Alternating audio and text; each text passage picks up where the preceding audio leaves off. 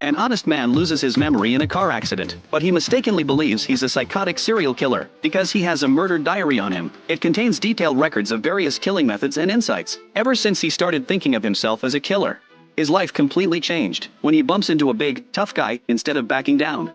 He touches the man's face and calls him cutie. The guy is totally confused. He wants to follow what's written in the diary. Jog 5 kilometers every morning to maintain a killer's stamina. But after just 500 meters, he collapses on a bench, gasping for air. An old man walking by gives him a look of disdain. This can't be right. How can I, a killer, have such poor stamina?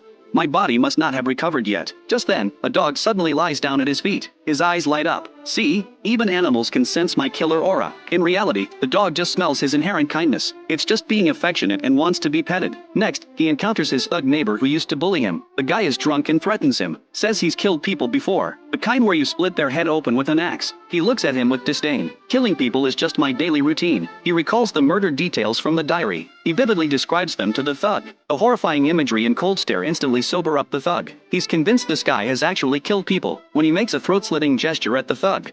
The guy literally wets himself. It turns out Dong-sik was originally a weak person. He often worked overtime for his colleagues and took the blame for his boss. Even his father called him useless. Unable to bear it anymore, Dong-sik decided to commit suicide. But he didn't have the courage to jump off a building. He accidentally witnessed a real psychotic killer in action. He was so scared his legs were shaking. Then the victim, while struggling, knocked the diary to his feet. In panic, he grabbed the diary and ran. While crossing the street, he was hit by a police car. His head struck a fire hydrant and he lost his memory. The killer saw the police and didn't dare approach. After being discharged from the hospital, a female officer drove him home. She returned the diary that had been found at the scene. Dong-sik opened the diary and discovered all the writing was backwards. He held it up to a mirror and began reading. As he read, Dong-sik was shocked. So I'm a psychotic serial killer. He didn't believe it at first, but his room was filled with crime movies and novels, and these cases actually existed in real life. He started to believe it. The next day, following the diary, he went to the last crime scene. The bloody images instantly assaulted his brain. He completely broke down. Shouldn't I be a good person? He went to his company using a business card. He discovered that his co-workers couldn't look him in the eye.